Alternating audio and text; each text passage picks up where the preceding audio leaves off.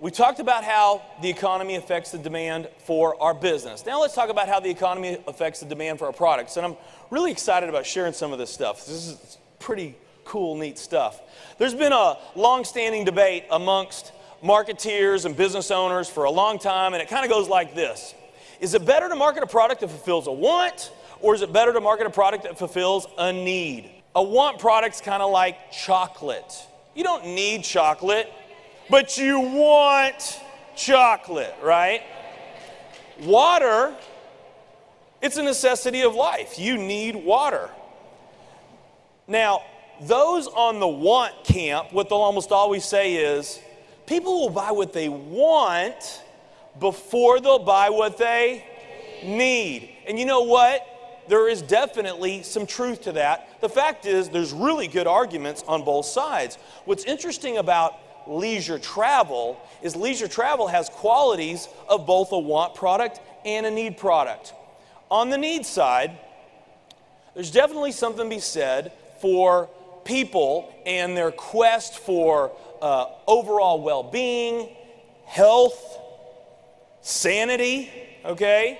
There's some good arguments there that leisure travel does have need qualities. But I think we'd all agree that overall, leisure travel is more of a want product. But what's really interesting, when people talk about leisure travel, they don't say, I want a vacation.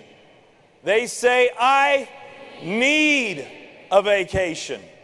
There are some want products that have a tendency to do really well in a down economy.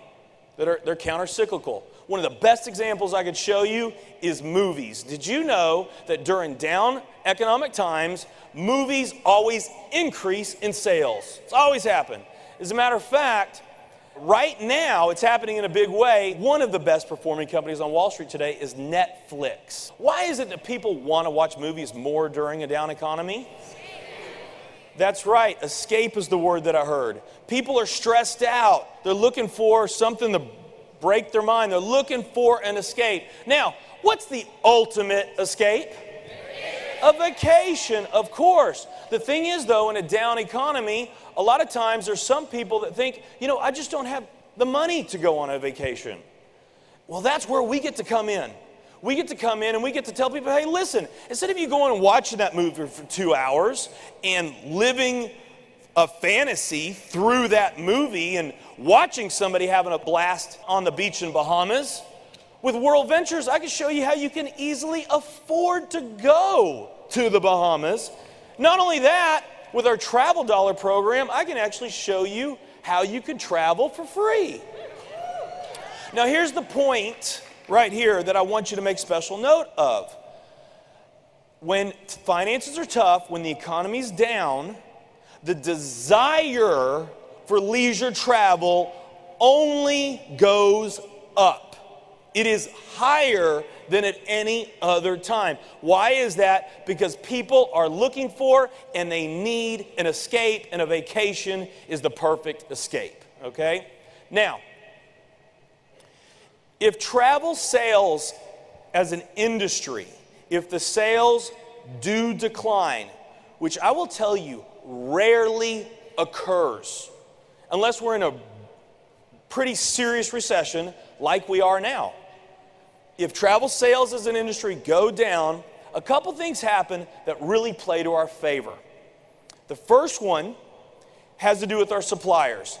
Now, our suppliers are very different from like a traditional manufacturing company.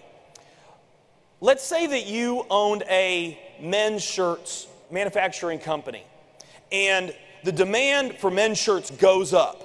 When that demand goes up, you start to produce and manufacture and sell more shirts. If the demand goes down, you produce and manufacture less shirts, right? And if you had any excess inventory, you can hold that inventory and then you can sell it later. So according to your demand, your costs will go up and down. Now, with our suppliers, it's a much different situation, and I'm talking about the hotels, the resorts, the cruise lines that we do business with. Because when the demand goes up, what do? They build more cruise ships, they build more hotels, they build more resorts. When the demand goes down, here's their costs. Demand goes down, their costs don't go down for the most part. They can't take back what they built, okay? And their inventory, their unused inventory, those hotel cabins and cruise ships, it's like perishable goods, vegetables and fruit sitting on the produce shelves. They only last for a certain time. You got to sell them or they're gone.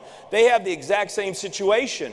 So this puts them in a not so good situation if travel sales go down for them.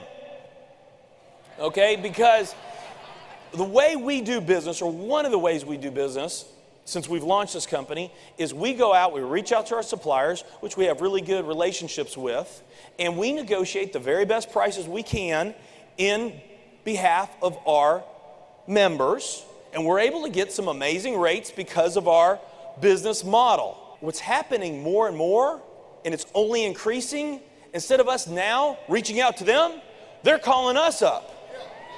And let me tell you something, that does put us in a better negotiating position, and they are much more motivated to work with us on price. So it's a real win for us. We get better pricing. And one of the reasons why they're calling us up, by the way, is because they know we have a very unique, special ability. If there's a week or a month or whatever that is really low in sales, we have the ability to put a lot of people at that location and on those dates in a way that no other company can. So, our suppliers are our partners. We get a chance to go and we help our suppliers. They need us. We fill a need. We become the hero to our suppliers. We get better pricing for our members. We become a hero for our members. And the value of the product only goes up, making it easier for you to sell the product. Now, what just recently happened that's only amplifying this situation is what Wall Street calls the AIG effect.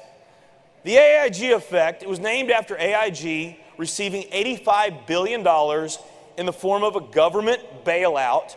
And days later, they spent $440,000 on a luxury excursion for their executives. The government and media demonized them.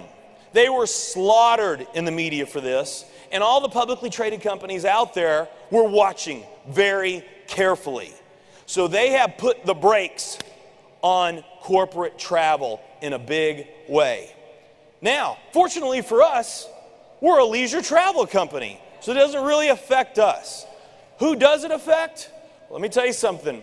There's a lot of 5-star and 5-diamond beautiful hotels and resorts that their number one customer are the IBMs of the world and these publicly traded companies. So again, they're in need of us more than ever. So what you can expect to see in the future is a program and pricing that's just going to continue to get better and better and better and more in need in today's times.